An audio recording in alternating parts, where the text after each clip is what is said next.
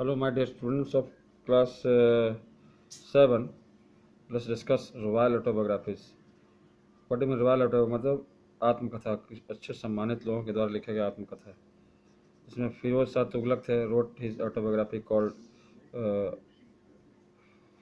फुतहत ये फिरोज शाही, इनका ये लिखा गया, इनके जो ऑटोग्राफी था। इसमें बाबर रोट हिज दूसरा एग्जाम्पल है, Babur wrote his memories called Tuzk के Baburi in Turkish language, Turkish भाषा में लिखा था उन्होंने। It is an authentic source of information for this period. इस समय इन दोनों से हमको बहुत ही अच्छी तरह से, बहुत ही सुदृढ़ और सही जानकारी मिल पाती है इस युग के बारे में, इस काल के बारे में, इस समय के बारे में। ना official records B, Ambar Rajput chiefs preserved many documents including their correspondence with the Mughal rulers। अंबर राजपूत जो थे के प्रमुखों ने कुछ डॉक्यूमेंट्स को बचा कर रखा है, जिसमें कि उसमें वार्तालाप है मुगल रूलर्स के साथ। उन लोगों ने क्या क्या वार्तालाप किया पूरा रखा हुआ है। रॉयल प्रोक्लेमेशंस, क्या क्या उन्होंने प्रोक्लेमेशन किए, दावे किए सम्मानित लोगों के तरह। Reports regarding the administration of their states, उनके स्टेट्स के बारे में क्या क्या, कैसे उनके पूरे जो साम्राज्य थे उनका कैसे संचालन होता था, उसके बारे में पूरा रिपोर्ट उन्हें रखा गया। उससे भी बहुत सीखने को मिलता है, जानकारी मिलती है ना। Chronicles, Ziauddin Barani was a 14th century chronicler, जो कि उस समय 14वीं शताब्दी के क्रॉनिकलर थे, जो उन्होंने बहुत से घटनाओं को वर्णन किया। उसमें एक थे जियाउद्दीन बरौनी 14वीं शताब्दी में। He wrote a Chronicle which begins with the session of Balban, है ना। उन्होंने क्रॉनिकल घटनाओं को वर्णन किया है। इसमें उन्होंने सबसे पहले वर्णन किया है बलबन का, कैसे उन्होंने बलबन आक्रमण किया।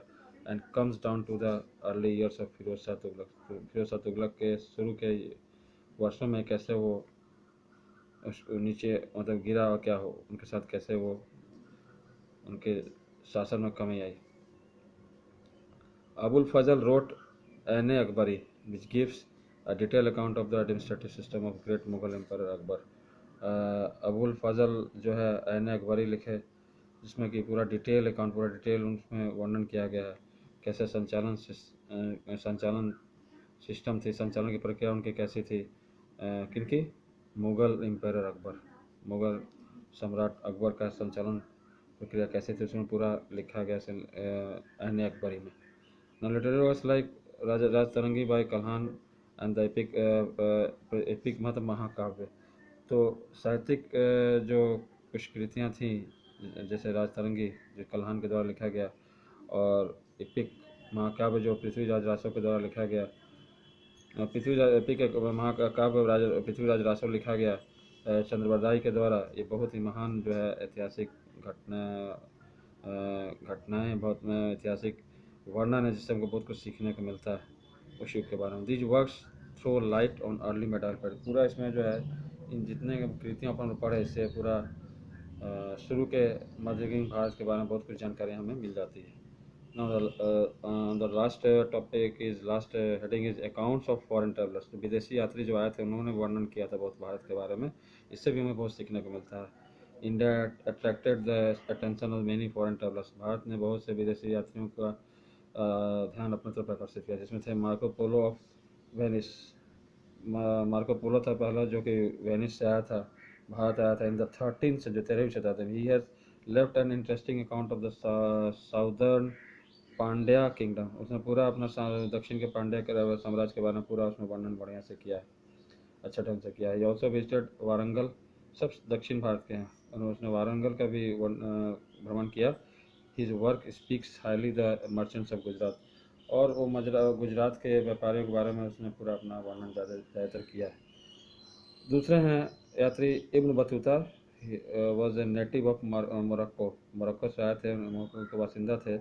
वो भारत आए थे ड्यूरिंग मोहम्मद बिन तुगलक श्रीन, मोहम्मद बिन तुगलक के शासनकाल में वो आए थे। नेक्स्ट अगले हैं यात्री निकोलो कॉन्टी, एन इटालियन ट्रेवलर, जो इटली से यात्री आए थे, वो visited India in 1420 AD, 1420 AD में आए थे।